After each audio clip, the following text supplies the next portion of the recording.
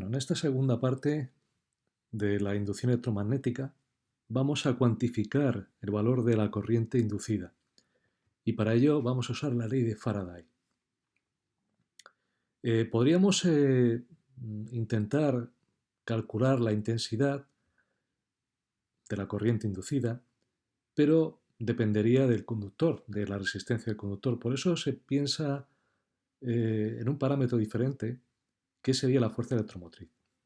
Bueno, recordemos que el trabajo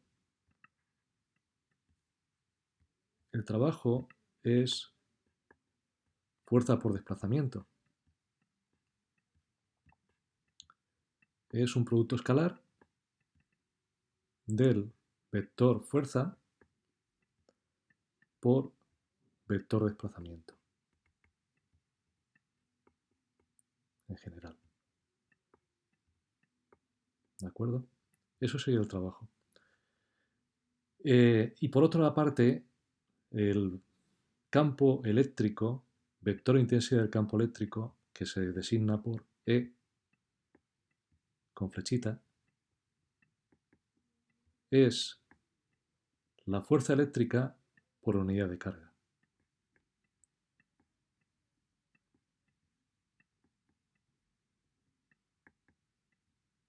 Esto sería un vector, fuerza, partido la carga.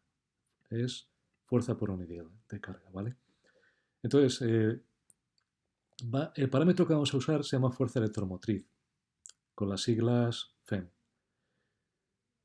La fuerza electromotriz de un generador, ¿en qué consiste esto? Pues es el trabajo que realiza este generador por unidad de carga eléctrica, por lo que se relaciona con el campo eléctrico inducido. Es decir, la corriente eléctrica que va a circular por ese conductor está producida por un campo eléctrico inducido. Está relacionada, más bien. La fuerza electromotriz es trabajo por unidad de carga. Por tanto, el símbolo epsilon significa fuerza electromotriz. Para poder calcular este valor, hacemos la integral a lo largo de la línea cerrada. Es una integral circular que se llama, y sería el producto escalar de este vector de intensidad del campo eléctrico inducido por el desplazamiento. Entonces, claro, ¿qué era E? Era la fuerza por unidad de carga. Y si esto lo multiplicas por diferencial de L, que es un diferencial de distancia, desplazamiento, y lo integras, pues lo que tendrías es todo esto de aquí es el trabajo por unidad de carga. ¿De acuerdo? Todo esto de aquí, trabajo por unidad de carga. Y eso sería la epsilon, que es la fuerza electromotriz inducida. Bueno, pues este parámetro nuevo, esta magnitud, su unidad es el voltio, en el sistema internacional. Y va a depender de la variación del flujo y del tiempo en el que se produce esa variación de flujo. Va a ser directamente proporcional a mayor variación de flujo, mayor intensidad y por tanto mayor fuerza electromotriz, e inversamente proporcional al tiempo en que se produce esa variación del flujo. Y además, recordemos, como vimos en el tema del vídeo anterior, hay que cuantificar también la ley de Lenz, en la fórmula tiene que aparecer, y va a ser este signo menos que vemos aquí. Eso es la ley de Lenz. Es decir, la fuerza electromotriz inducida es proporcional a la variación de flujo e inversamente proporcional a la variación del tiempo. La constante de proporcionalidad tiene cierto valor, pero que en unidades del sistema internacional pues quedaría de valor 1, unidad. Y ese menos, como decía, eso es la ley de Lenz. Está ahí condensada en ese signo negativo. Bueno, pues esto sería la variación de flujo frente a la variación de tiempo, cambiado de signo, es la fuerza electromotriz inducida media. Media porque hablamos de intervalo, de variación, variación macroscópica, podríamos decir.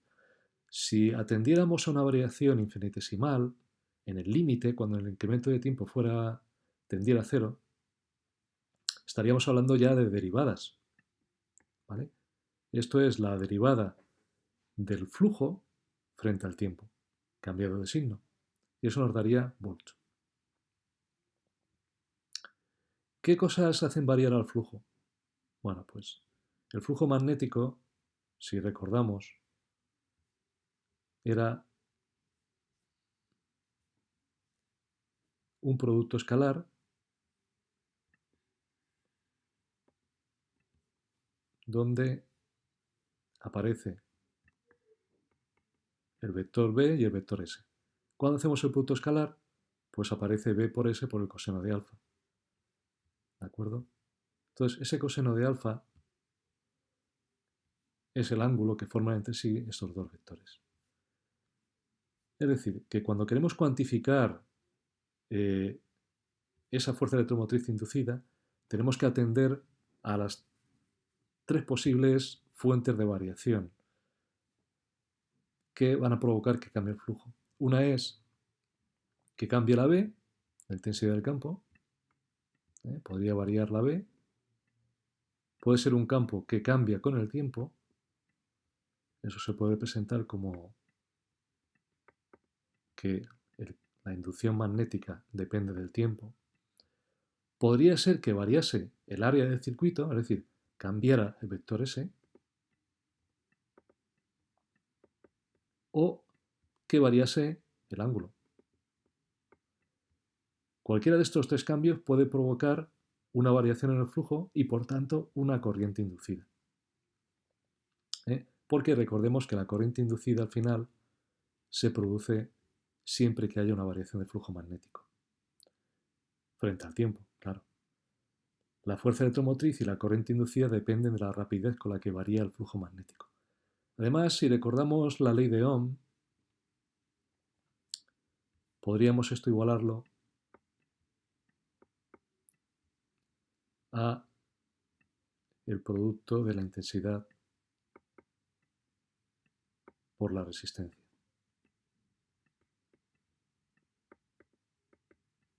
Es decir, conocida la fuerza electromotriz y la resistencia, podríamos calcular, por ejemplo, la intensidad, que sería simplemente despejando de esa expresión la intensidad, tendríamos que es la fuerza electromotriz partido la resistencia del conductor. ¿Vale? Bueno, pues vamos a ver dos ejemplos numéricos de aplicación de la ley de Faraday. Aquí tenemos una espiral cuadrada que se va a introducir dentro de un campo magnético. Se va a introducir con cierta velocidad, v, y el campo magnético serían estos puntitos que vemos aquí. Estos puntitos indican que está saliendo de fuera del plano de la pantalla. Esto sería la B, ¿vale? Esto es la B.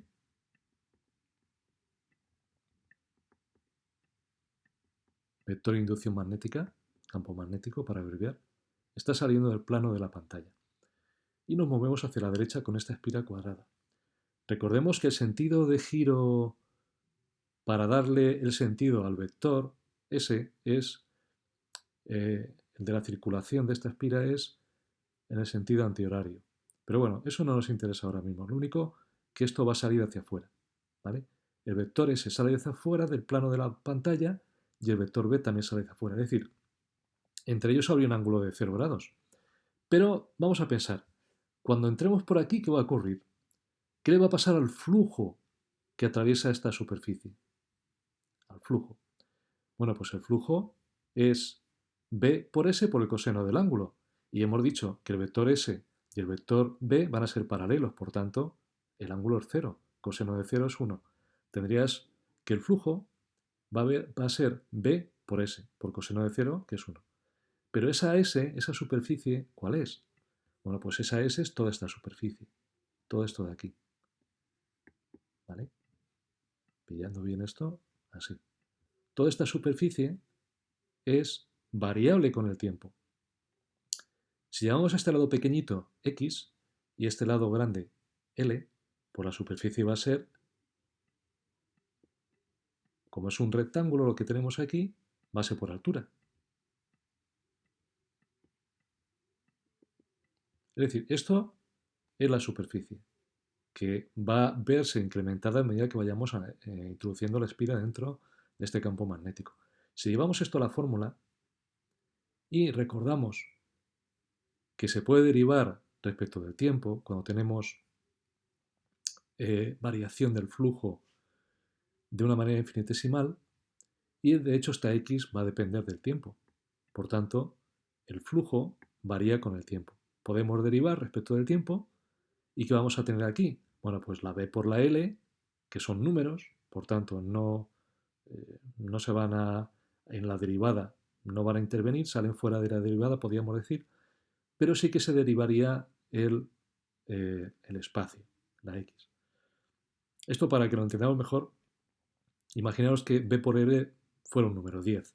Entonces, si tú derivas 10 por x, tendrías derivada del primero 0 por x, o sea, 0 por x es 0, más 10 por la derivada de la x. La derivada de la x se puede poner de esta manera. ¿Vale? Esto significa derivada del flujo respecto del tiempo, con el signo cambiado. Derivada de x respecto del tiempo, ¿eso qué es? ¿Cómo se llama el cambio de espacio frente al tiempo? Pues se llama velocidad. Y esa velocidad es un dato del problema. En este problema nos dicen que penetra una espira cuadrada de lado 10 centímetros, esto habría que pasarlo a metros, 0,1 metros, y va a una velocidad, se va moviendo hacia la derecha a 0,5 metros por segundo. El campo además es 0,6 Tesla. Bueno, pues si metes todos esos números, el campo 0,6 Tesla, la longitud 0,1 metros y la velocidad 0,5 metros por segundo, te va a dar, con el signo cambiado, menos 0,03 volts. Esto va a ser la fuerza electromotriz que hace, es como si una pila estuviera conectada aquí en este circuito, de tal manera que circule corriente por aquí. ¿Y en qué sentido va a circular esta corriente? Bueno, pues fijaros que el campo que aparece aquí, que está atravesando esta corriente, es este de aquí, campo magnético, pero por la ley de Lenz se tiene que oponer el campo que se genere, campo magnético inducido, se tiene que oponer a la intromisión, podríamos decir, de este otro campo. Por tanto, va a ir hacia adentro. El campo inducido, como este va hacia afuera, pues hace la contra y va para adentro. ¿Eh? La corriente que va a pasar por aquí va a generar un campo magnético que va a tener para adentro su vector, B inducido. Esto sería el B inducido. Claro, si coges tu mano derecha, cierras el puño, el dedo gordo pulgar lo extiendes y lo introduces hacia la pantalla, fíjate en la dirección que toman los otros dedos. Los otros dedos te van a decir el sentido de la corriente inducida y va a ser este. Va a ir por aquí la corriente inducida. Va a ir haciendo esto. Sentido horario. ¿De acuerdo? Que es lo que nos ponen aquí.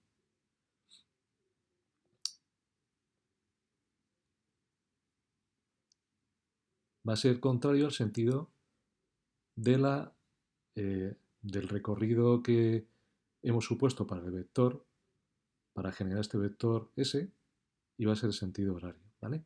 El de la corriente inducida. Estaba aquí arriba la explicación. Bueno, vamos a ver otro ejercicio.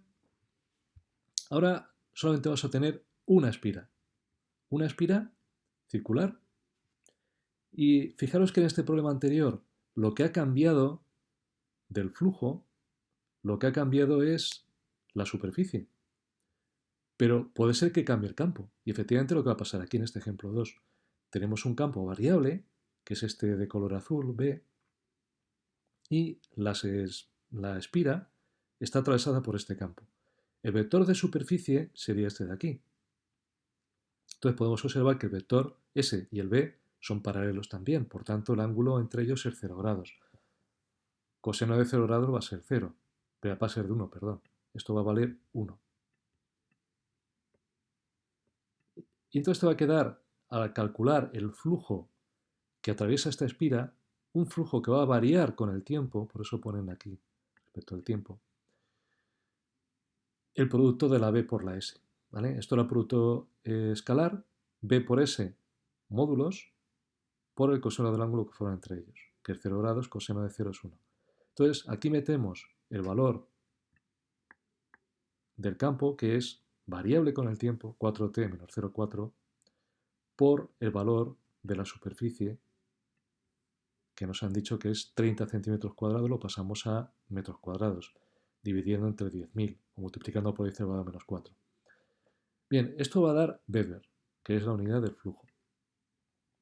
Y tenemos montada aquí una función que podéis observar que depende del tiempo. Para sacar la fuerza electromotriz inducida, que va a depender también del tiempo, lo que hacemos es derivar respecto del tiempo, con el signo cambiado. Esto es una derivada muy simple. Es como, para tú aclararte, tal vez en matemáticas estés más acostumbrado a manejarte con las x, en vez de la t pones una x y derivas. Es como si tuvieras 12 por x, vamos a llamarlo, en vez de xt,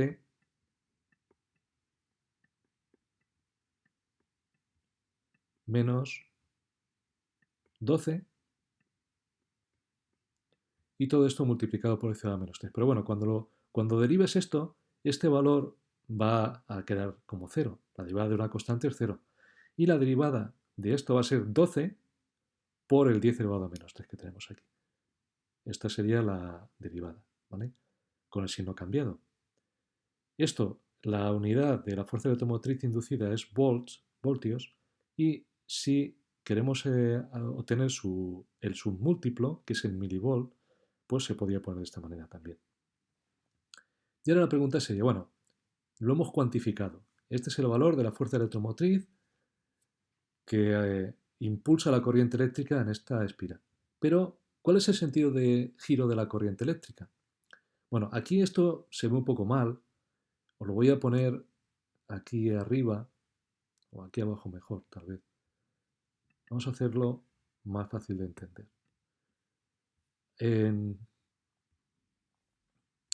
Está atravesando el campo magnético y serían estos puntitos que aparecerían en el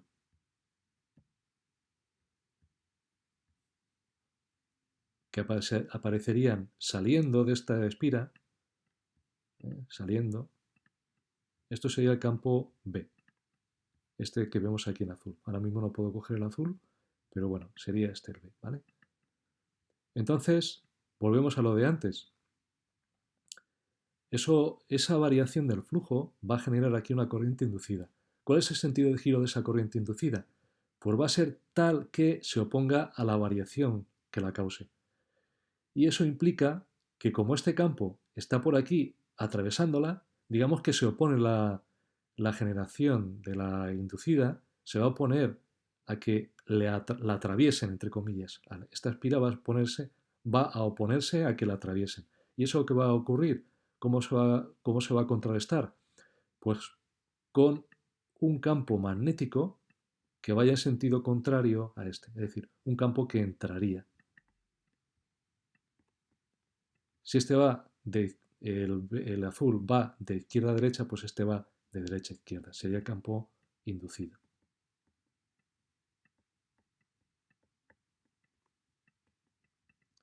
¿Vale? Campo magnético inducido.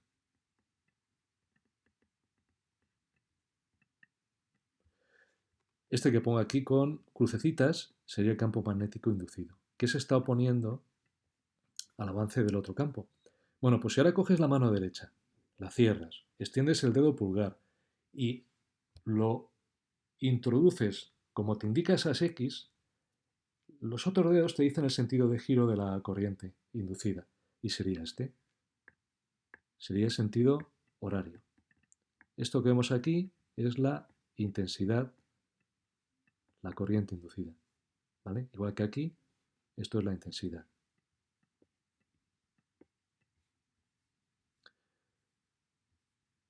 Es decir, por un lado, cuantificamos el valor y por otro, pues decimos cuál es el sentido de esa nueva corriente que se ha generado. Y con esto, de momento, lo dejamos aquí.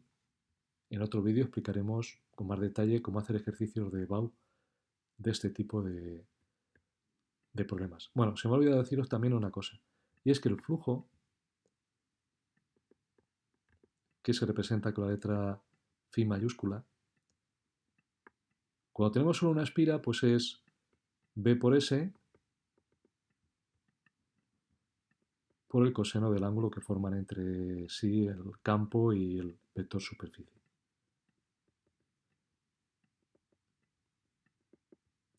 Pero, ¿qué pasa cuando tenemos una bobina? Que sería una apilación de espiras. Una espira, otra espira. Tenemos aquí otra espira. Una especie de apilamiento de espiras. Esto sería una bobina. Bueno, pues entonces el número de espiras que tiene esta bobina va a ser n. Y eso lo tendríamos que contabilizar multiplicando por una n a esta expresión. Esa n que puede ser 100 espiras, 1000 espiras, ¿vale? Esto es una n, ha salido un poquillo, esto es una n, puede ser 100 espiras, 200, 500, lo que sea, el problema no lo diría. En estos problemas que hemos visto más simples, solamente había una espira. ¿Vale? Más adelante haremos problemas donde haya efectivamente más espiras. Y con esto lo dejamos ahora de verdad aquí.